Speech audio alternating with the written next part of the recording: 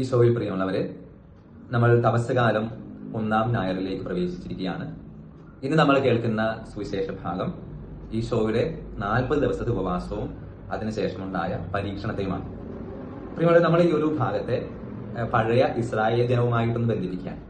അതായത് ഇസ്രായേൽ ജനം ഈജിപ്തിൽ നിന്ന് തേനുപാലം മുഴുവൻ കാനാൻ ദേശത്തേക്ക് ഉള്ള യാത്ര 40 വർഷങ്ങൾ എന്നാണ് നമ്മൾ ബൈബിളിൽ കാണുന്നത്.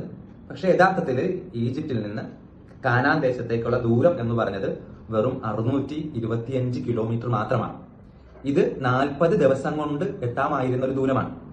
പക്ഷെ 40 ദിവസം കൊണ്ട് എത്താമായിരുന്ന ദൂരം എന്തുകൊണ്ട് 40 വർഷം എടുത്തു എന്ന് ചോദിച്ചാൽ അതിന്റെ ഉത്തരം സംഖ്യാപുസ്തകത്തിന്റെ 14-ാം അധ്യായത്തിന്റെ 33-ാം വാക്യം ഇങ്ങനെ പറയുന്നു: ഈ ജനം അവിശ്വസ്തരായിരുന്നു, ദൈവത്തോട് അവിശ്വസ്തരായിരുന്നു. അതുകൊണ്ട് 40 ദിവസത്തെ യാത്ര 40 വർഷമായി മാറി. കാരണം അവിശ്വസ്തരായിരുന്നു. പ്രിയമുള്ളവരെ, ഈശോയുടെ ഉപവാസം 40 ദിവസം. ഈശോ തന്റെ പിതാവായ ദൈവത്തോട് വിശ്വസ്തനായിരുന്നത് കൊണ്ട് അവൻ പരീക്ഷണങ്ങളെ അതിജീവിച്ചു. 40 ദിവസം കൊണ്ട് ചാപ്റ്റർ ക്ലോസ് ആയി. അപ്പോൾ ഇന്നത്തെ സന്ദേശം ഈശോ ഈ തപസ്സുകാലത്ത് 1-ാം ഞായർ നൽകുന്നത്, പരീക്ഷണങ്ങളിൽ വീഴാതിരിക്കണമെന്നുണ്ടെങ്കിൽ നമ്മൾ വിശ്വസ്തരായിരിക്കണം.